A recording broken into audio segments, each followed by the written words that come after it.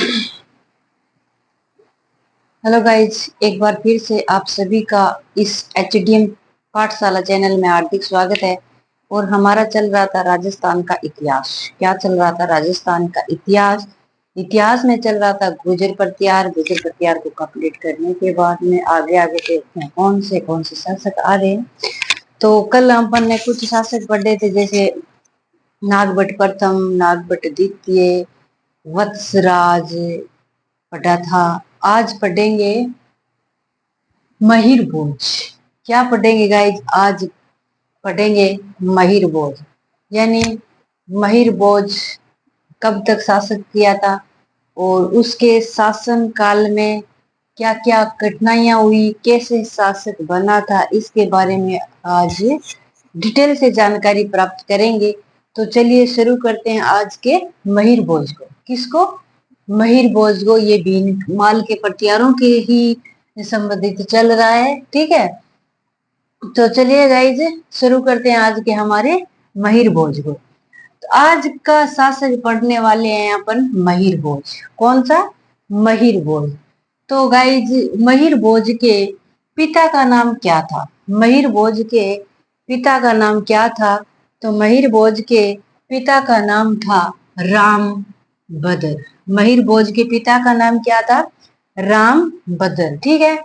और महिर भोज के माता का नाम क्या था? अप्पा देवी। महिर भोज के माता का नाम क्या था? अप्पा देवी। और पिता का नाम क्या था? राम बदर। पिता का नाम राम बदर, माता का नाम अप्पा देवी। ठीक है। और गाइज इसे प्रतिहारों का पितृहंता शासक भी कहते हैं। क्या कहते हैं इसको?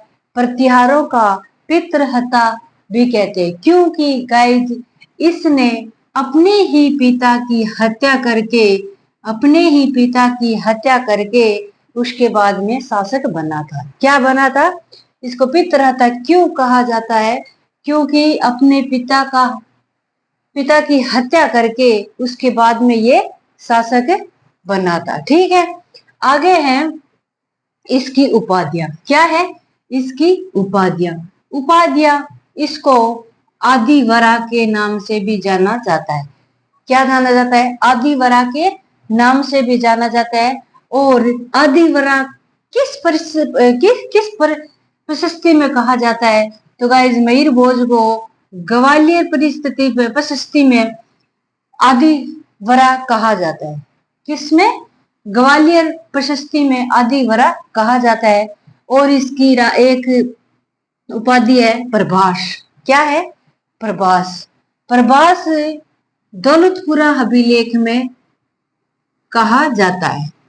प्रभास कौन सी अभिलेख में कहा जाता है? तो दौलतपुरा अभिलेख में कहा जाता है। ठीक है। और गाइज ये संपूर्ण पृथ्वी को जीतने वाला शासक भी कहा जाता है। क्या कहा जाता है? संपूर्ण पृथ्वी को जीतने वाला शासक भी कहा जाता है। ठीक है। और संपूर्ण पृथ्वी जीतने वाला शासक किस शिलालेख में कहा जाता है? तो ये बरगर्मा शिलालेख में कहा जाता है। किस में कहा जाता है? बरगर्मा शिलालेख में कहा जाता है। ठीक है। आगे है इसके समय प्रतिहार की शक्ति चरम सीमा पर थी। यानी एकदम शिखर पर थी। प्रतिहारों की शक्ति कैसी थी इसकी समय? तो चरम सीमा पर थी। ठीक है। अब है तो ग्वालियर प्रशस्ति में इसकी उपाधि का क्या नाम है?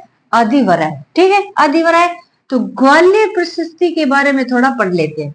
तो ग्वालियर प्रशस्ति की खोज किसने की थी गाइज? तो ग्वालियर प्रशस्ति की खोज अलेक्जेंडर कनिंघम ने की थी। ग्वालियर प्रशस्ति की खोज किसने की थी? अलेक्जेंडर कनिंघम ने की थी। और ग्वालियर प्रशस्ति में कितने श्लोक हैं गाइज? तो ग्वालियर प्रशस्ति में 17 श्लोक है। कितने श्लोक है? 17 श्लोक है। और ग्वालियर प्रशस्ति के लेखक कौन है गाइज?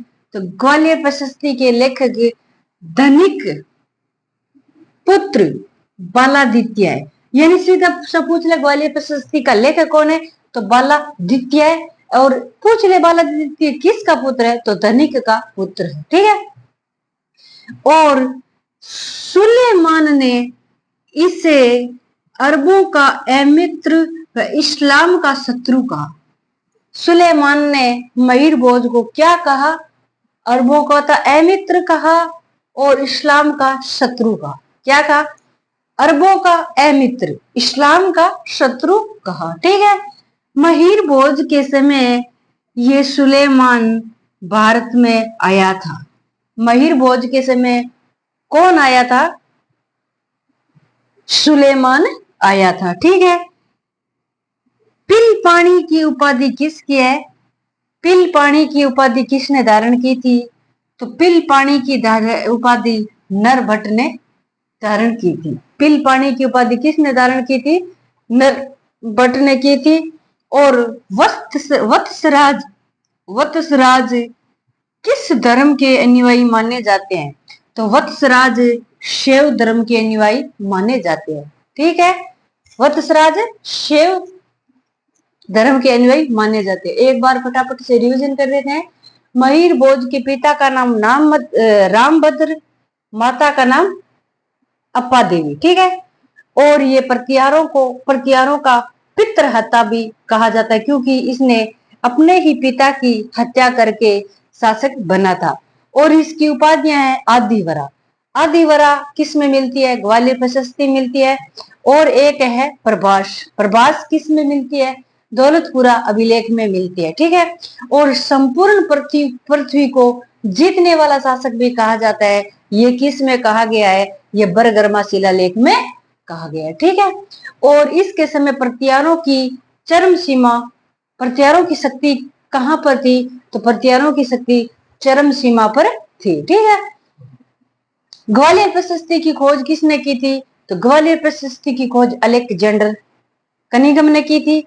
और इसमें कितने श्लोक थे, 17 श्लोक थे। कितने श्लोक थे, 17 श्लोक थे। और इसके लेखक कौन है, तो इसका लेखक है धनिक का पुत्र बालादित्य, धनिक का पुत्र बालादित्य। और सुलेमान महीर बोझ को अरबों का अमित्र और इस्लामों का शत्रु कहा गया है। सुलेमान ने क्या कहा था महीर बोझ को, अरबों का अमित्र और इस्लामों का शत्रु कहा गया है। और महीर बोझ के समय ही सुलेमान भारत में आया था। महीर बोझ के समय ही सुलेमान भारत आया था। और पिल पानी की उपाधि किसने धारण की थी, तो पिल पानी की उपाधि नर भट्ट ने धारण की थी। पिल पानी की उपाधि किसने धारण की थी, नर भट्ट ने धारण की थी। और वत्सराज ने कौन सा धर्म अपनाया था, तो वत्सराज ने शैव धर्म अपनाया था। वत्सराज ने शैव धर्म अपनाया था। तो आज के लिए इतना ही। कल फिर एक शासक को लेकर आएंगे, पढ़ेंगे। तब तक के लिए नमस्कार, जय हिंद, जय भारत और जय भीम।